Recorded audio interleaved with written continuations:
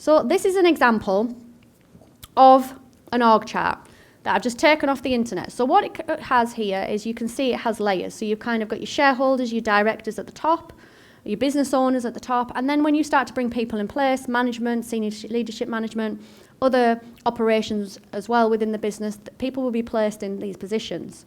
But it needs to be planned. Most businesses will have departments of sales, marketing, administration, if we just take those top three there, that as a business needs to run.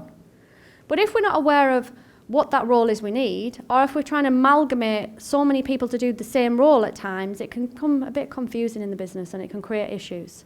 So having an org chart created and part of your business plan, part of your vision, so when I go to Dubai every year, and I go out there literally on the January when everybody's going back and you've got them holiday, them Christmas blues and all the rest of it, go to Dubai, and part of what I do is I look back over my org chart.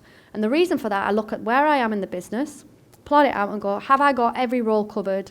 Am I happy with every single role? And that's so important because then I can look and go, I've got a major gap there. Or that area isn't working so well, what needs to happen here for the business to keep functioning as it needs to be?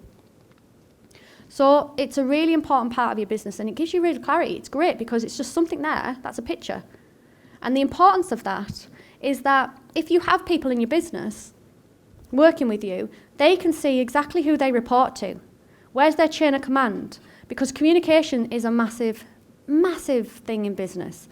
And if you've got, what I used to find out very, very quickly in business was when I had members of staff and teams, if I didn't put this chart in place, what I used to have is somebody would come past all the management and directly to me and ask a question.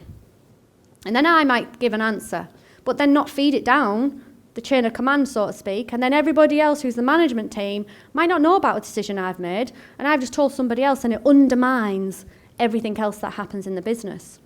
So when you have this really clear, and it's a case of, no, if you need that answer, you go and speak to that person, and they'll come up and they'll speak to this person, and so on and so on and so on, then that way you make sure that, one, as the business owner, you're able to step out as you put people in place, and people know who they report to. Because if you're the kind of business owner, and probably we all are, we've all been, once you start putting people in place, you'll start to step out, but then you pop back in. And if someone asks a question, you'll do it for them. Anybody done that? Yeah, oh, it's easier to get out of the way, I'll help you. And then, people then come to you and they'll miss other people out. And before you know it, you don't get anything done because you're the person answering the phone all day, dealing with everybody else because you haven't put your org chart in place. So we're very, very strict on how that's ran.